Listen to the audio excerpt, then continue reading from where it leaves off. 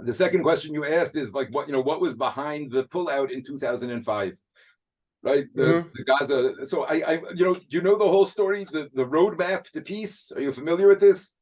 Vaguely. Okay, so this was let me see. Maybe I can open up a page about this for us. Hold on one second. But this was the 1 second. This was the initiative that was set up, I think, in 2003. Here, 1 second. Yeah, I'll share this with you. 1 second.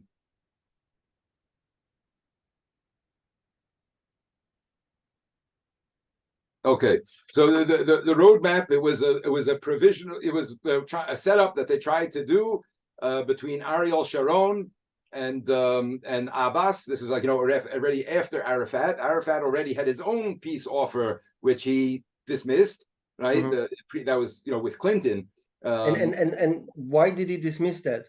Did he explain? Did he explain? It's a very good question. You'd have to ask them why. Yeah, I'm saying they said it wasn't good enough, but it was the best deal that they've ever been offered. That was the best thing they were ever offered. It was like 97% of the land with land swaps.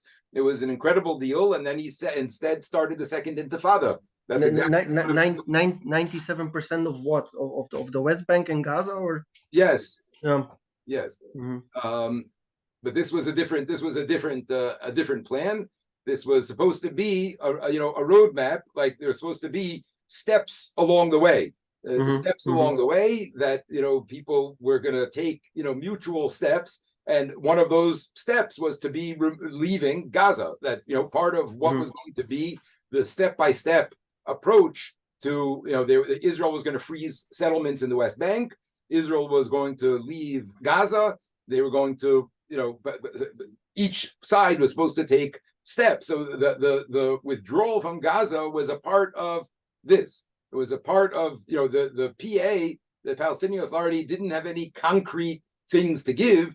It was all like cease violence and incitement, and they were supposed to dismantle Hamas. They were supposed to do all of these types of things, and whatever. It was a whole plan. And the part of this plan was for Israel to be leaving Gaza, that Israel was supposed to, pull out and give them the opportunity to govern and to, show that they can coexist peacefully, they can live side by side, and it was supposed to be a part of the plan. And this is like what I've told you a number of times, that Israel, following the 2005 withdrawal, which was a massive controversy here. It was huge. I remember that. I remember. It was terrible. It was terrible. And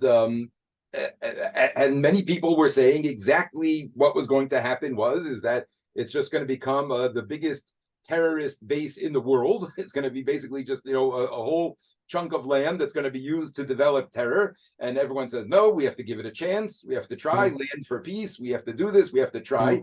And they did it. So I don't know. I'm sure there are many other aspects and factors, and like you said, in terms of it was too expensive and all these other things, but there's no question that the prime reason for doing this was supposed to be a show of good faith.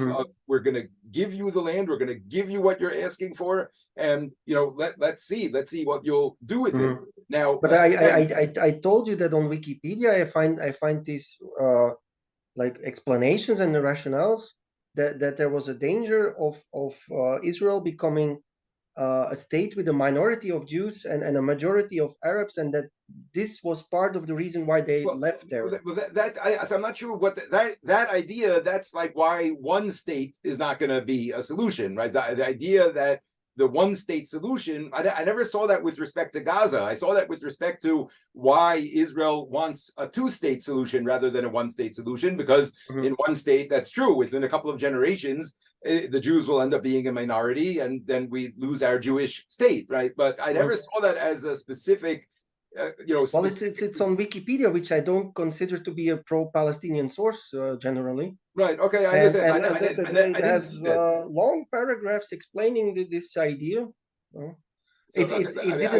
didn't take a look at that. It didn't make total sense to me, but I don't really see how staying there then turns the Jews into a minority, but Right. it's I'm there. not okay. So I'll take a look at that, and maybe next time we speak, Yeah, I'll try to see what you're talking about here. but okay, like, so back to your point. Yeah. So they leave, they get a chance to create their own state, and in your words, they create the biggest terrorist base on earth. Well, I mean, that's Yeah, what people were worried about. What people yeah, were worried yeah. about was that that would end up Well, you happening. said that that's what happened. Well, so it Yeah, did, not yeah, immediately, right? But yeah. within 2 years, And Hamas. why do you think that happened? Like, are these people simply so crazy, or do they possibly have a reason to be like that? Well, Hamas, I think, is so crazy. Yes, I think Hamas They're just so crazy. well, look what they just did. Look what Hmm? they just did. They just did a Yeah, but suicide why? mission. I mean, maybe I believe too much in action reaction that it, or I try to see other human beings as rational beings. But Like, you're trying to impose your Western yeah, mentality on if people who you do not share your yeah, mentality. if you want to push me to kill people like they did, you have to do seriously horrible things to me, and then I probably will also become a killer. So then I I understand, assume, then wait, then I I don't think assume that I that think it that happened to them. you're falling into the trap of what I think many Western people fall into, which is this like America in Iraq when they said we're going to liberate Iraq and it's going to become a democracy and all of that stuff. And Yeah, they're not interested very in that. naive. There are people who don't have the same mindset as you and me, and this is one of the biggest problems of the leftist liberal mindset in the West is that they assume that everybody is like us, everybody's like them, everybody shares common values and everybody shares common beliefs. And if you'll just make everything okay for them and make everything the right conditions, then of course it will flourish. But it's just not like that. There's different cultures, there are different mentalities that exist for generation after generation after generation. There are generations that are brought up on hatred and venom and vengeance and all of those things. And yes, I believe that's exactly what happened. I don't think it's any more complex than that. Hamas is a radical jihadi movement. That's what they are. And they co-opted the Palestinian, the Muslim Brotherhood. I'm saying this is going back many generations. They co-opted the Palestinian cause for them, and they killed thousands of Palestinians when they took over. It wasn't just that they were voted into power; they were voted in, and then they did a full cleansing. They killed thousands of Palestinians during that time in street battles in Gaza, and they took over the entire strip. And that's that one hashtag that I sent to you, which was one that you responded. Can we talk? Right? Was that the Gaza you don't see? Right? You know what I'm talking about? That hashtag where it shows that there are people who live in Gaza in luxury. I believe that, but a minority, right? That's well, the I minority. understand, but that's the minority that holds the power over there. Yeah, I get You that. can't call it nobody lived in luxury in the Warsaw Ghetto.